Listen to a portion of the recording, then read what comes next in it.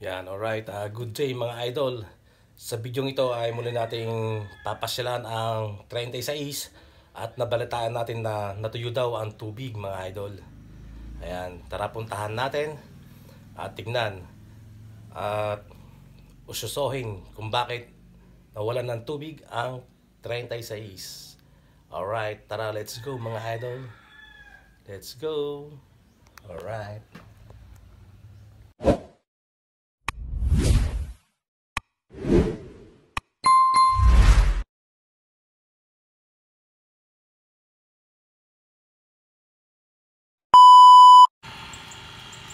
Yan, so makikita po natin ang ating kaibigang kalabaw mga idol.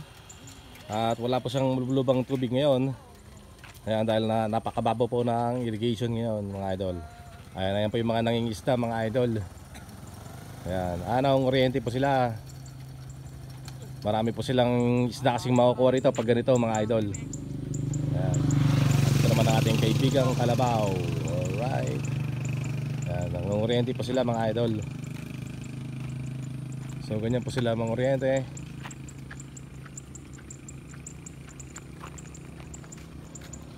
Marami po silang isdang makukuha rito mga idol. Masarap ang isda rito dahil natural habitat ang kanilang kinakain. Hindi po mga feeds. Alright.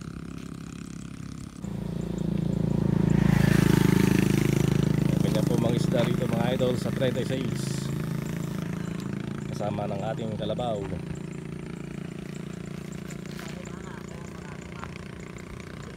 Anong isda yan sir? Ito. Ay, ito. Ayan po ang kanilang hulay mga idol. Ayan.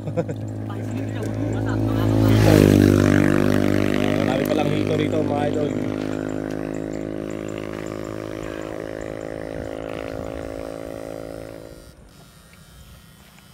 Ayan ang oriente po sila.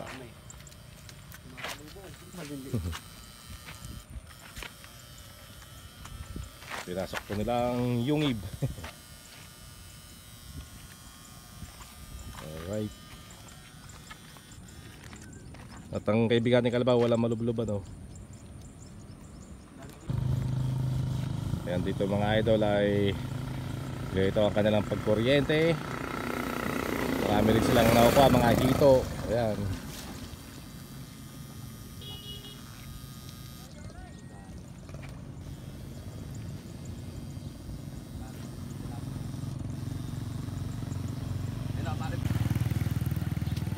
Yun, so mga idol, may nakita naman tayo mga kalabaw mga idol. Ayan, nakalablog po sila.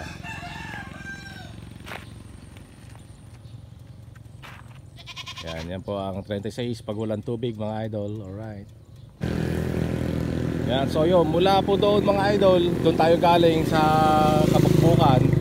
Ito na po, andito na po tayo sa bukana ng malapit sa pinag-swimingan dito sa 36. Ito na, pag nakita na po kayo ng mga pa-slope na sementadong ganyan. At kita pa rin naman na maganda pa rin po ang ilalim mga idol. Yan, malinis pa rin. Yan, dito yan sa may Acacia mga idol. Alright.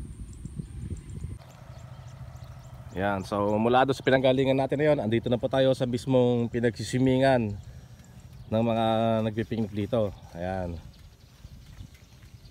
At nakita pa natin may nangungoriente ron mga idol ng isda. At mukhang marami rin talagang isda rito makukuha ngayon. Pinababaw ang 36. Alright. Andito naman po tayo mismo sa 36. Yan. Kaya pinababaw mga idol, malapit na kasi nga nihinto mga palay. Yan. At nag-uulan, hindi naman po kailangan na ng masyadong maraming tubig. Yan. Parang nag third crop kasi ngayon dito sa aming bayan. Dati second crop lang, ngayon parang may third crop. Alright. Yan, so ayun po yung pinagsisimingan mga idol, safe sa mga bata. Nakita natin may nangungoriente. At ito naman po yung isang malalim na irrigation mga idol, na kung saan talagang pinatuyuan din, pinababawan. Ayan, at marami rin tayo nakita ng isda ron. Nakakalungkot lang mga idol, marami rin pala mga plastic ngayon na nagkalat dito, mga basura. Sana po panatilihin nating malinis ang ating irrigation at mga ilog mga idol. wag po tayo magtatapon ng mga katulad ng plastic o basura. Alright, yan po ang malaking irrigation. At ayun naman po yung drop ng 36. Ay, kumusta? Ayan, meron tayong isang followers at subscriber na kumaway. Shoutout sa kanya mga idol. Alright.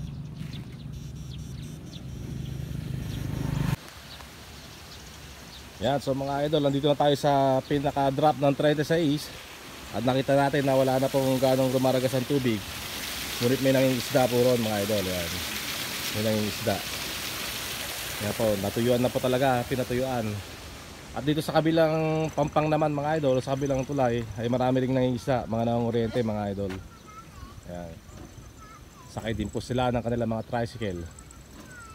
Yan, ganyan po sila pang mangisda rito mga idol.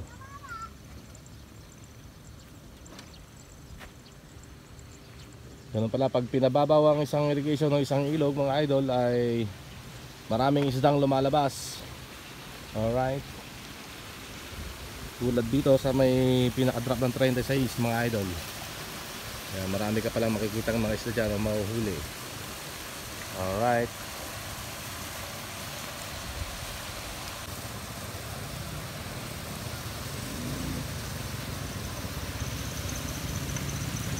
So ang 36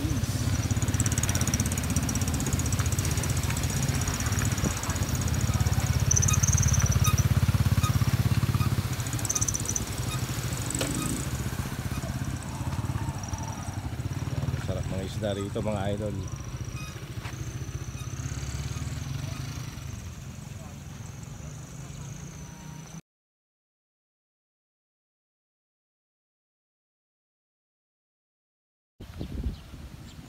Yan, so yan, kita po natin talagang tuyo na mga idol.